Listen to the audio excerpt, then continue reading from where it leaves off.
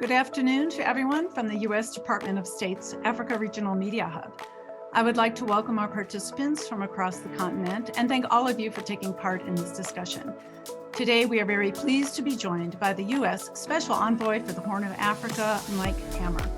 Special Envoy Hammer will discuss his recent travel to the region in support of the African Union's efforts to launch talks aimed at ending the conflict in northern Ethiopia. He joins us from New York City.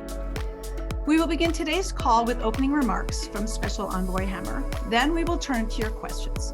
We will try to get to as many of them as we can during the time that we have.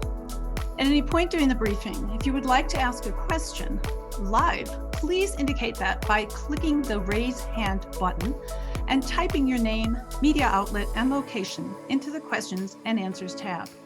Alternatively, you can type your full question directly into the Q&A tab for me to read to our speaker. Again, please include your name, media outlet, and location when you do so. For those listening in Arabic, you may type your question in Arabic in the Q&A. If you would like to join the conversation on Twitter, please use the hashtag AFHubPress and follow us on Twitter @AfricaMediaHub. As a reminder, today's briefing is on the record, and with that, I will turn it over to Special Envoy Hammer.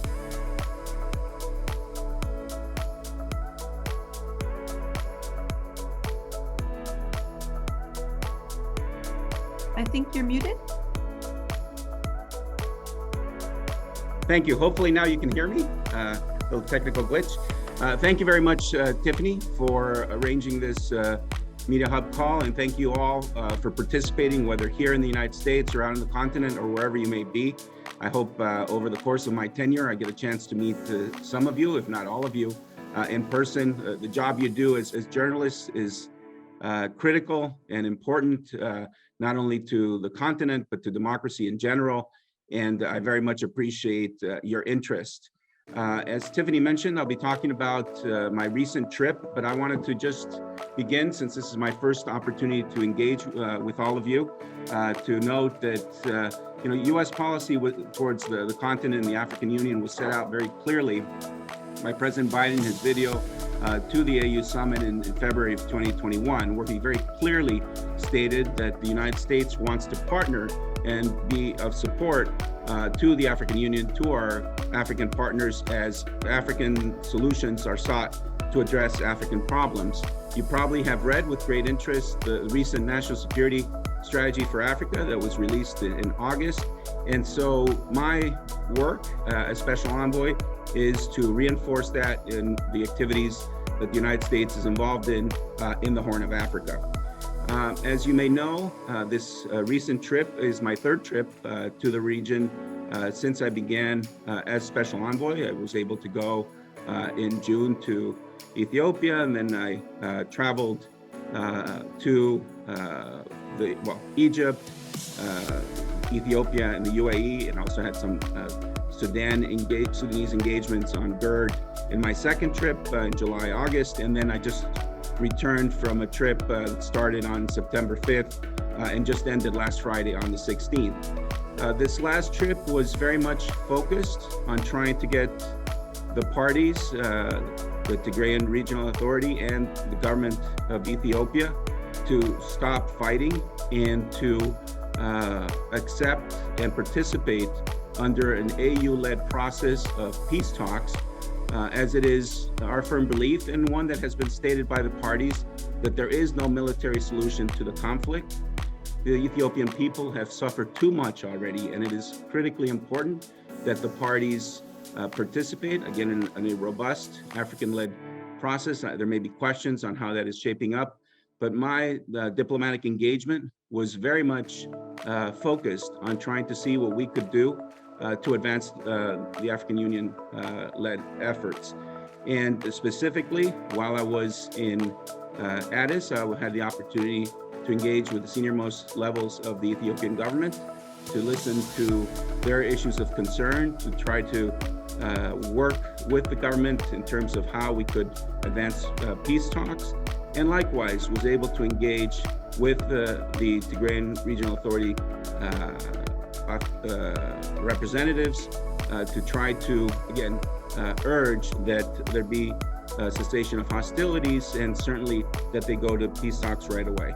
We had opportunities to engage with High Representative Obasanjo, together with my colleague, our very able and talented ambassador to the African Union, Jesse Le Pen, on multiple occasions. We also spoke with Chairperson Faki and his team, and had the opportunity to also engage my counterparts from the United Nations, the SRSG Hanatete, as well as with the EU Special Envoy Annette Weber.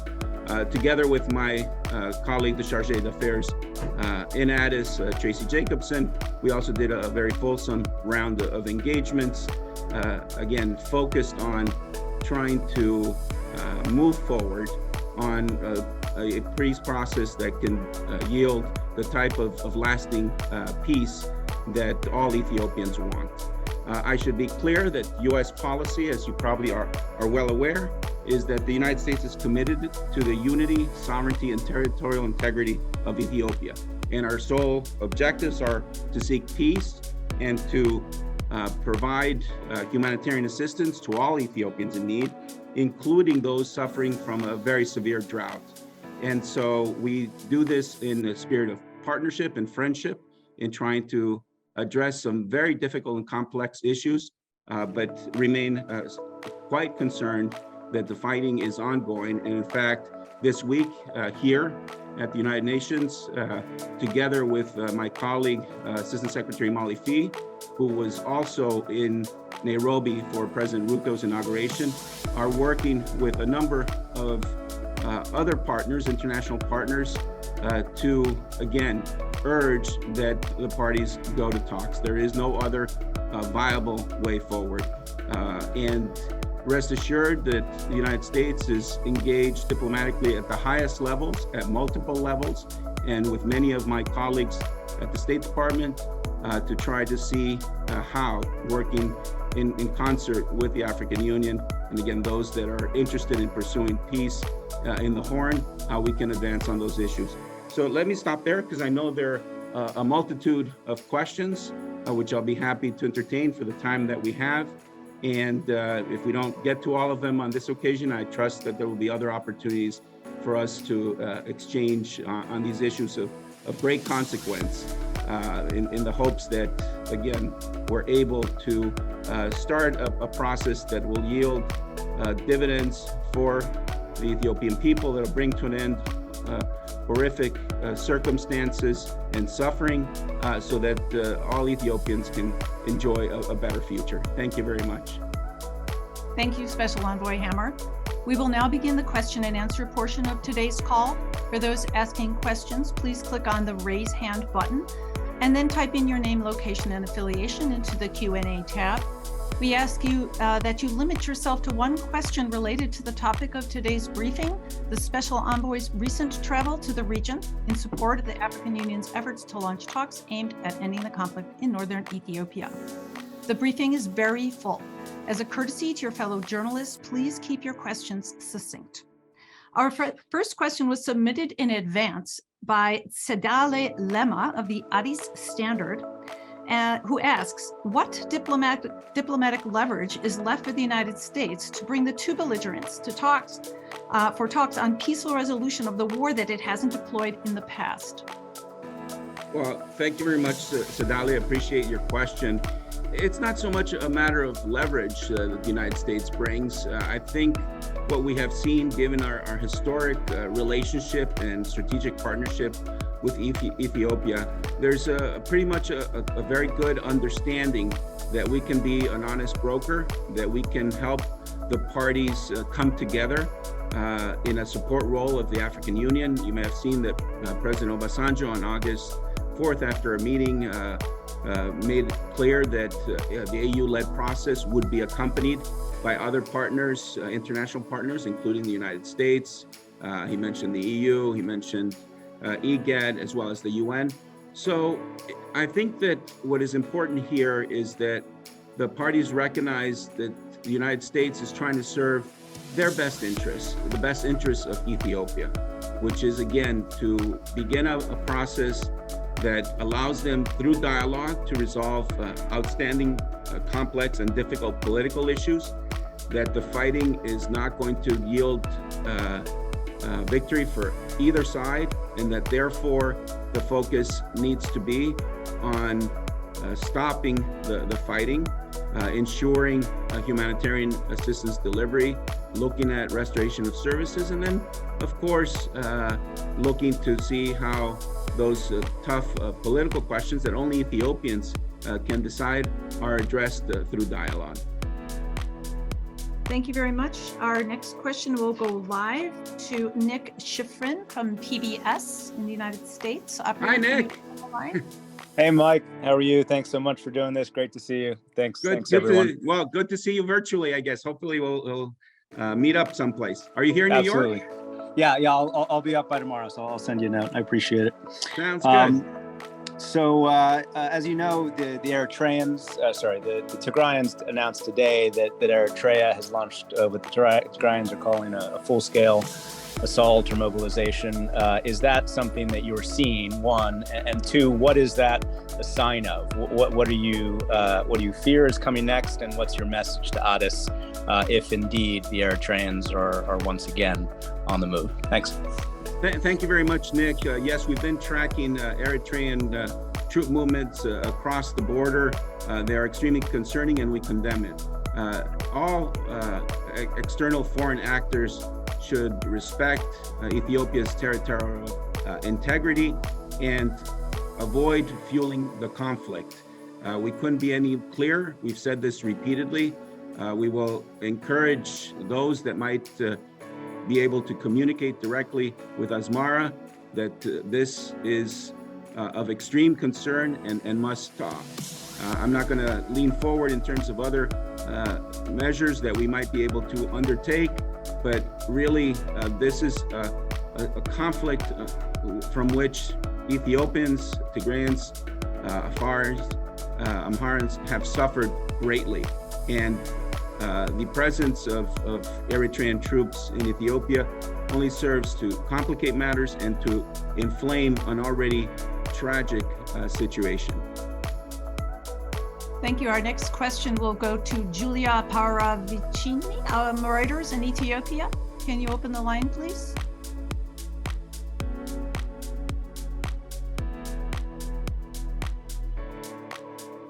It's 611-525-5215.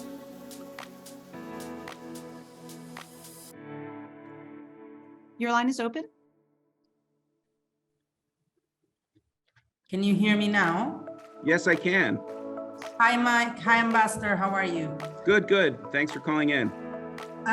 So I have one question, which is whether you could confirm that talks between the parties took place in Djibouti, and if so, what was achieved?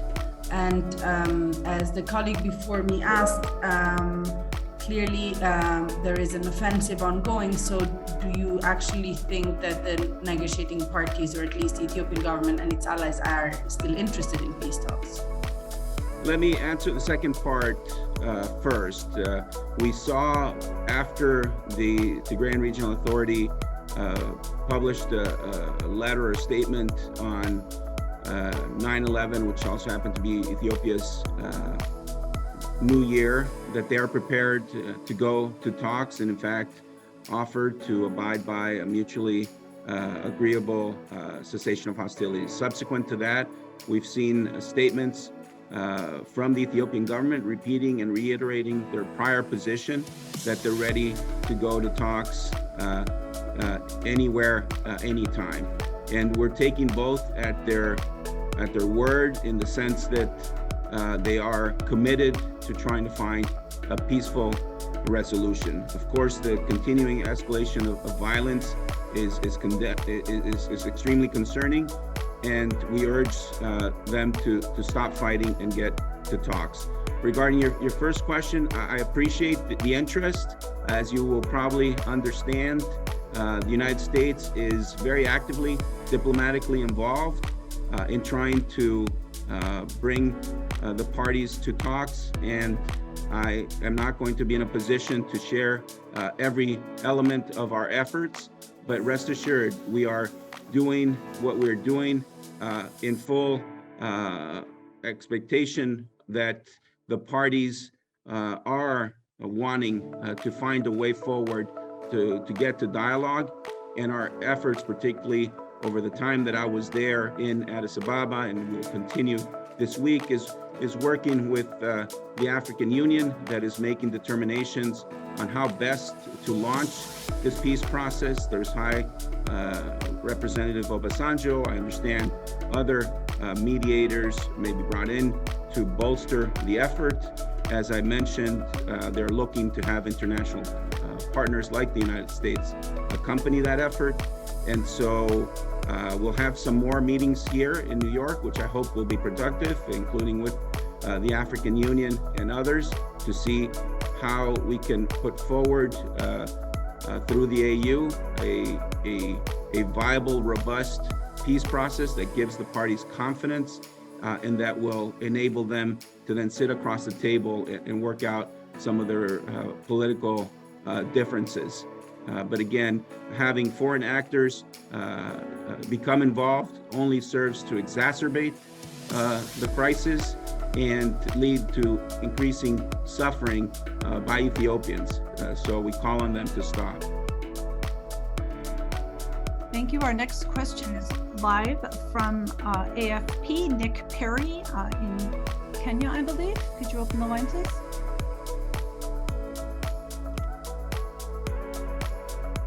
Your line is open. Hi there. Can you hear me? Yes, we can. Hi, Nick. Hi. Yeah. Hi, Ambassador. Thanks very much for the briefing today. I did want to follow up with just generally, you've been meeting with the highest level of governments, but also officials in Tigray and international actors, the AU.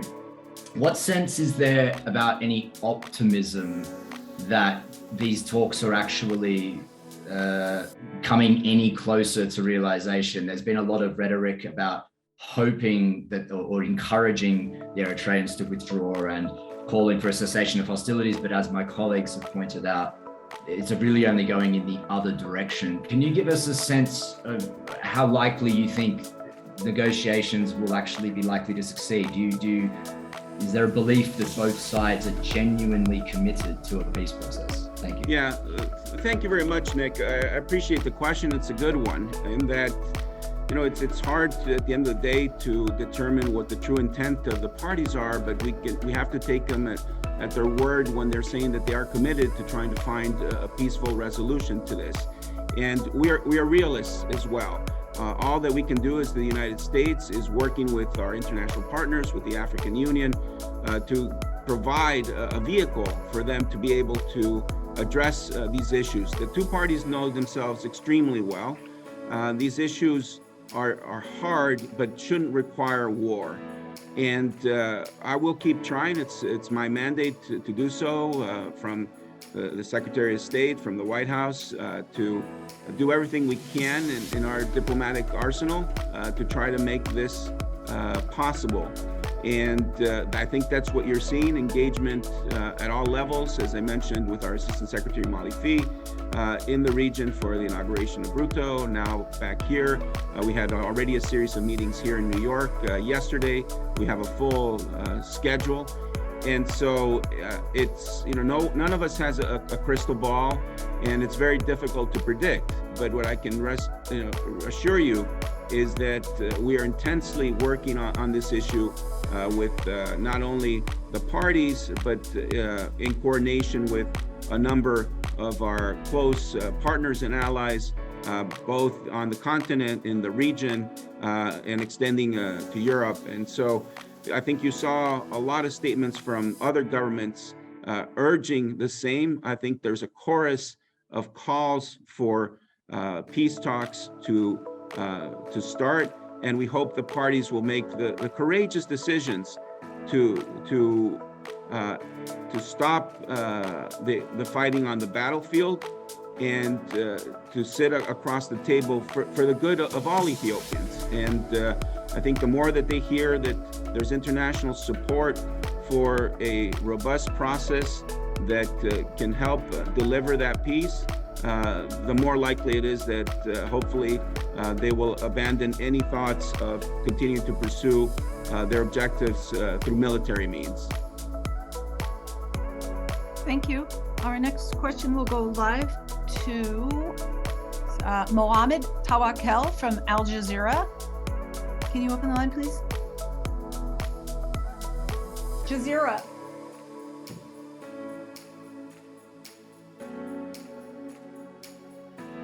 It's the last one.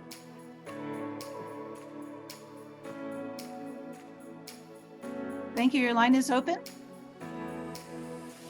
Can you unmute Mr. Tawakel? Hello. I'm Ilham. I'm going to be talking on behalf of Mr. Tawakkal from Al Jazeera office. Okay, we can hear you. Ambassador. Hello, Ambassador. Thank you for this, for allowing us to attend this press briefing. Our question is as follows. The first one is, what is the solution? What is US's solution to the crisis that is going on in Ethiopia? And our second question is, what is the coordination between the US and the AU when coming to solving this war? And thirdly, why is the focus on this war from the international community more than when there are other crises happening in Africa? Thank you very much for your question. Just for the record, when Al Jazeera does reporting, they should make sure to get it accurately. They gave my predecessor, David Satterfield, a lot of air in terms of continuing these efforts. I love David, but he's retired, so now it's me. No, just in any case, this just puts a premium on making sure the reporting is factual and accurate, especially when it's easy to verify. In terms of, I think your question is misplaced in terms of what is the U.S. solution. The solution has to come from Ethiopians. It's their country. All that we can do as the United States is to encourage them to work to resolve these very difficult differences diplomatically through dialogue. And that is what we're doing. We see the great potential of Ethiopia, an Ethiopia where all Ethiopians can flourish. And that's the kind of strategic partnership we had with Ethiopia before this conflict started in November of 2020. And so if the parties are able to make the tough decision to stop hostilities, to start a dialogue, then they will be in a better position to end the suffering of their people and to then try to make progress, as happens in most democracies, through dialogue and through peaceful means. Secondly, as far as US and AU coordination, it couldn't be tighter. Again, through the fine work of our ambassador to the African Union, Jesse Le Pen, we had multiple meetings with senior leadership of the African Union. We have ongoing dialogue. In fact, as I was coming here, I was getting a call from somebody from the EU. I couldn't take his call because I had to attend to this business of this important press briefing. But as soon as this is over, I will call him back.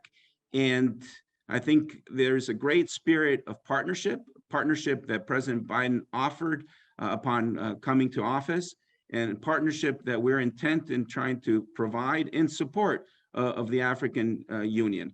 And so there is very good communication, a very good understanding of what we're trying to get done.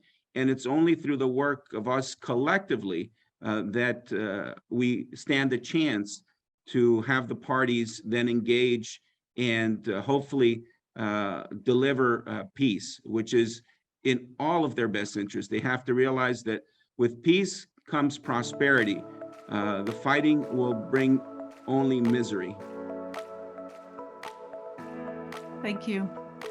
I would like to read a question that was submitted in advance from Mohammed Maher from Al Masri Al Yom newspaper in Egypt. He asks, Ambassador Hammer, you have visited the United Arab Emirates. How can the UAE help stabilize the Horn of Africa? Thank you for your question, Mohammed. And yes, I've visited the UAE and in fact have consultations with other Middle Eastern governments.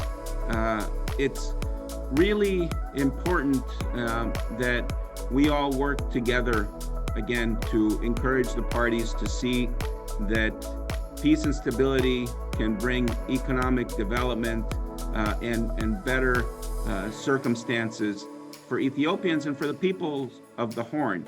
And we very much appreciate our discussions with our Emirati friends and partners. They bring their own perspective and they understand the region supremely well. And it's only through us all working in concert, hopefully bringing our own perspectives in helping the parties understand how to best resolve their differences at the peace talks, that then we might have success. But I've very much appreciated their engagements, that is the Emiratis and Saudis and others who are interested in seeing that peace take root in Ethiopia. And of course, as I mentioned, part of my mandate is also to try to encourage the parties to reach a GERD agreement that serves the interests of all three countries, Ethiopia, Sudan, and Egypt. And again, such an agreement would also be something that would bring stability to the region and would be important in terms of providing opportunities for greater economic investment and development, which again serves all three countries. Thanks. We will take a live question from Zaid Al-Harari, who I believe is with Al Arabi TV in Ethiopia. Operator, can you open the line, please?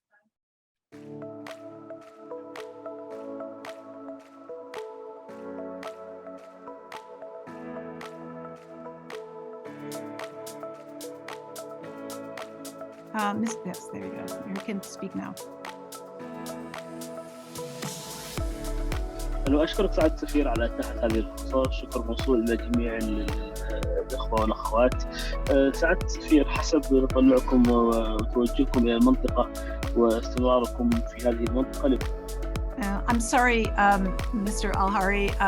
If you would like to ask a question in Arabic, unfortunately, we can only accommodate written translation. So please write the question in Arabic in the Q&A and we'll read it out loud. Thank you very much. Next, we will go to Peter Fabricius from South Africa. Operator, can you open the line, please?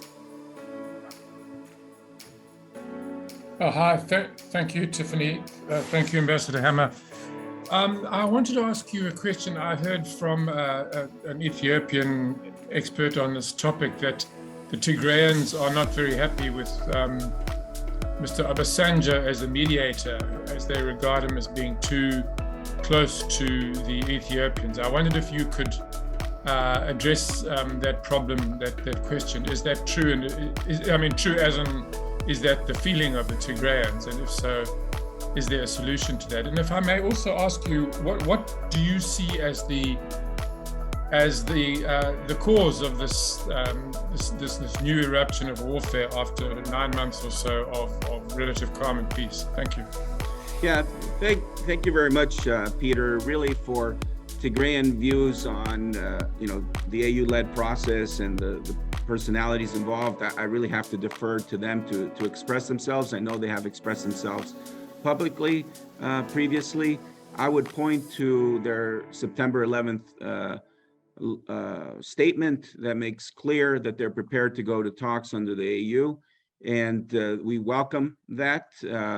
Again, I know both parties want to ensure a robust, credible peace process, and that's what the United States is working to support as the AU puts together how these talks might go forward.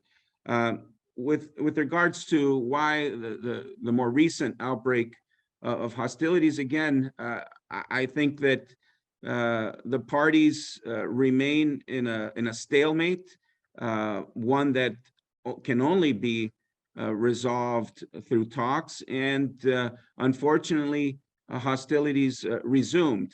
Now, when I visited Mekele, along with some other colleagues on August 2nd, the Tigrayan authorities were very clear that they were preparing for potential hostilities if there wasn't a restoration of services, as they were making the case that Tigrayans were suffering badly. I mean, it's not only Tigrayans, in fact, in Afar and Amhara, people are without services as well.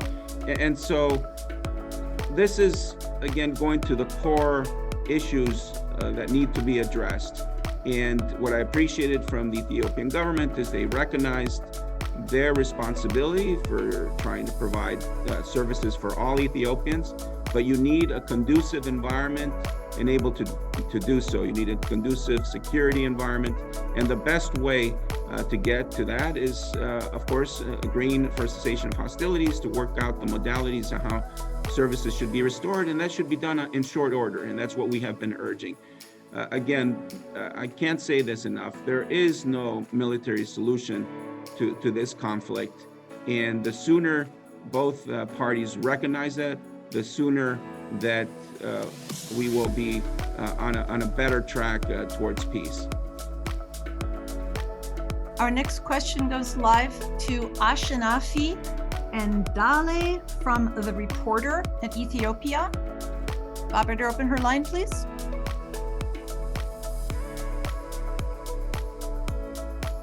Hello, can you hear me? Not very well. Could you please speak up? Okay. Hello, Ambassador. Can you hear me now? A little bit better, yes. Okay. Thank you very much. So I have just one question. Is the U.S. considering to resume the sanction bills prepared before in case of the continuation of the conflict, and in case of the two parties will not come to the negotiation table? I think I heard your question more or less. Rest assured, again, the United States is looking at a range of options to encourage the parties to enter into peace talks. And I want to just focus on the positive that can come from it. And while, of course, there's always a sanctions option available, and we will not hesitate to sanction those that are deserving of being sanctioned, right now our very much of our focus is, again, on these intense diplomatic efforts that the AU is undertaking, that my colleagues, international colleagues, are undertaking, that we as the United States are undertaking, to, in a matter of hopefully a short order, begin those talks and get to the cessation of hostilities and ensure, again, a conducive environment for trying to resolve these matters peacefully. Next question is to Fred Harder, live from the Times of London in Addis. Operator, can you open the line, please?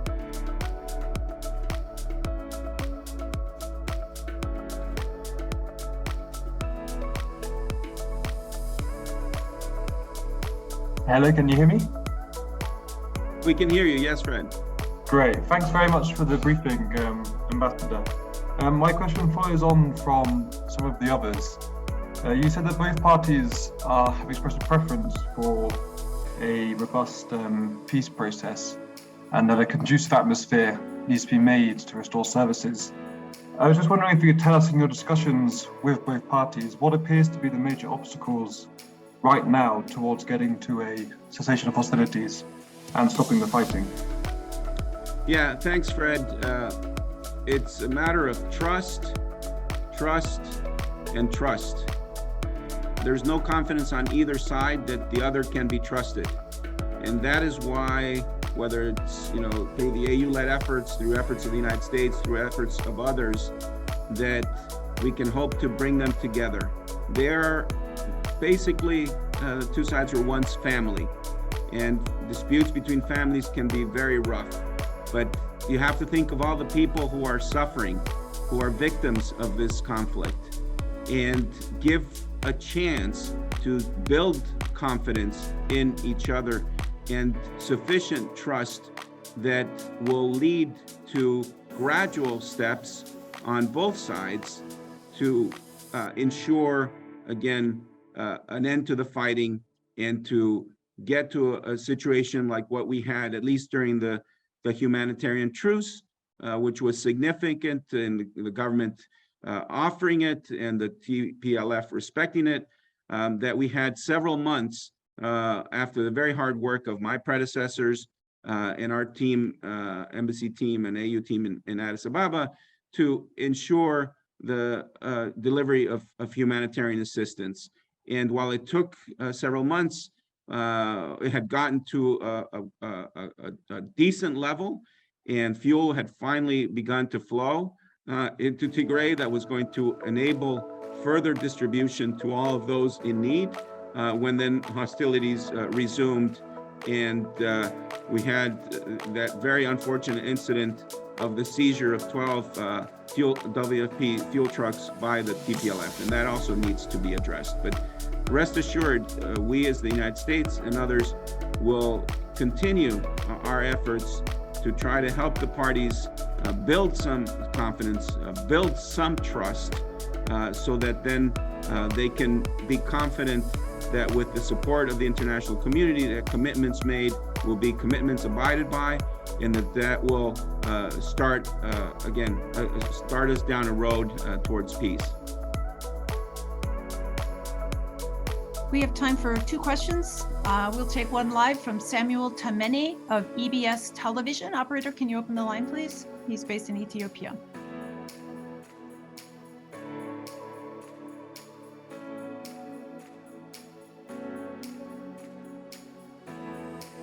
Samuel Tamene, if you can unmute yourself, you're open to talk.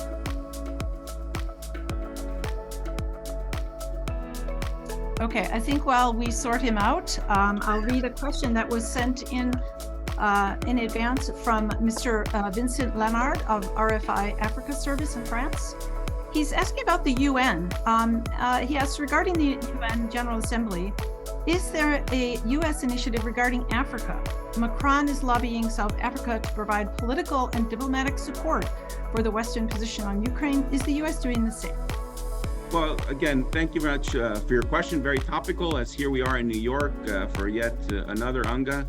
I was speaking with Secretary Blinken yesterday, and clearly, and President Biden has an opportunity to address the world tomorrow, Wednesday. And so I don't want to get ahead of my president, but it's very clear that we have made it a priority to work on global health in our support for, I experienced this in DRC, but I'm seeing it in Ethiopia and across the continent, for helping develop medical solutions and know-how for addressing some tremendous diseases. It began with our efforts with PEPFAR, which I'm sure you're all aware of a couple decades ago, but now it's expanded to address the COVID crisis, and now we're looking at possibilities to combat malaria. And so it's underreported what the United States has done through the generosity of the American people in terms of advancing on key issues of global health, which ultimately save African lives, which save lives around the world. Secondly, you have seen the efforts of what we've done in terms of food security, and we will continue to do that. It is an ongoing crisis exacerbated by the Russian invasion of Ukraine and limiting exports of grain and other critical supplies. We are encouraged that some grain is now starting to flow, but we fully realize the struggles of many African countries who are dependent on this grain for their food security, and that people are in dire and desperate need. The best way to address that is for the Russians to stop and withdraw and end their invasion of Ukraine. We will continue to work on this. I was very honored to hear about additional $488 million that the United States will be providing Ethiopia, specifically to increase humanitarian assistance and address drought relief.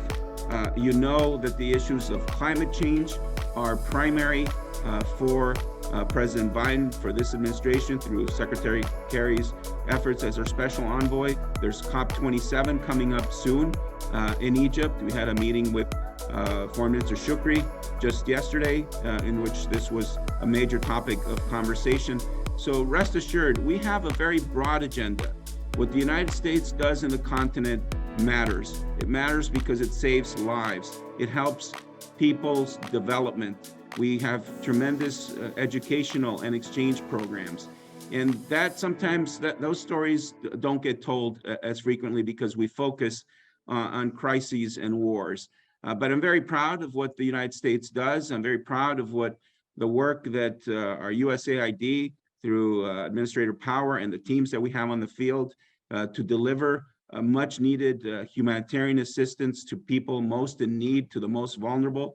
I'm proud of the work we do to help refugees, and as one of the major supporters to ICRC and to other organizations that provide for the most needy. And so I think this week will allow us to build on those efforts, to try to work with other partners in sharing the generosity of the American people, and for maximum effect. And again, this is just an opportunity to highlight that the U.S. relationship goes far beyond what the headlines of trying to, and of course this interest, is this press availability relates directly to it because you're concerned about matters of war and peace. And at the same time, we continue to provide assistance to Ethiopians in need all across the country. And I've had opportunities to talk to different diaspora groups in the United States representing multiple ethnicities, where it's the Oromo, the Amhara, the Afar, the Tigrayans, of course, those from Somali region and other regions. And there is a lot of need, and we do our best to help those that most require assistance. But the goal here is to achieve peace and to then enable countries to pursue their economic development plans, to promote investment, again, to create prosperity, which is really the ultimate desire of all peoples, and certainly of the people on the continent. Well, thank you very much, Ambassador, Special Envoy Hammer. And that is all the time we have today. You've given us a generous amount of your time. I know you have many meetings and interviews following us. Did you have any brief words as we close?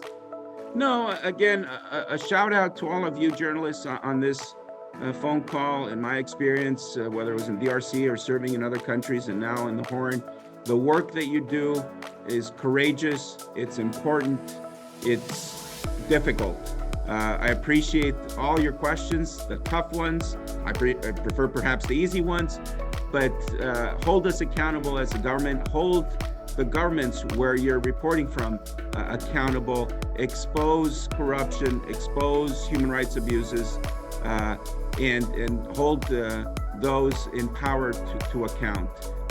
Your jobs are really important for democracy and for the people that you're trying to inform. And I have utmost respect for your efforts.